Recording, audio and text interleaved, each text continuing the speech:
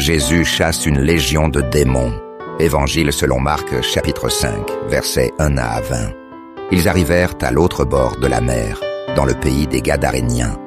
Aussitôt que Jésus fut hors de la barque, il vint au-devant de lui un homme sortant des sépulcres et possédé d'un esprit impur. Cet homme avait sa demeure dans les sépulcres, et personne ne pouvait plus le lier, même avec une chaîne.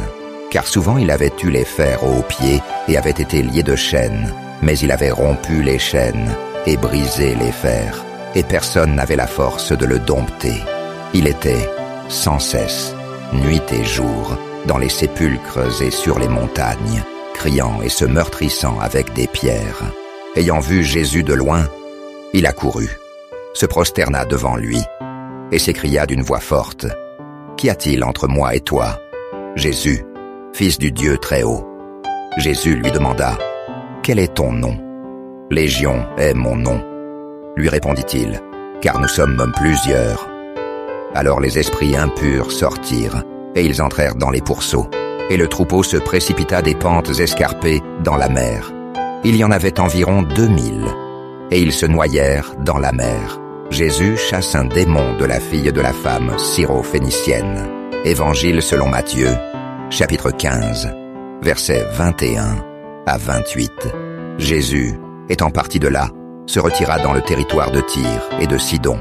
Et voici, une femme cananéenne qui venait de ces contrées lui cria « Aie pitié de moi, Seigneur, fils de David. Ma fille est cruellement tourmentée par le démon. » Jésus répondit « Femme, ta foi est grande, qu'il te soit fait comme tu veux. » Et, à l'heure même, sa fille fut guérie. Jésus apaise un démoniaque aveugle et muet.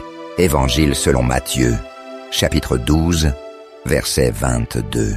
Alors on lui amena un démoniaque aveugle et muet, et il le guérit, de sorte que le muet parlait et voyait. Jésus chasse un esprit impur dans une synagogue.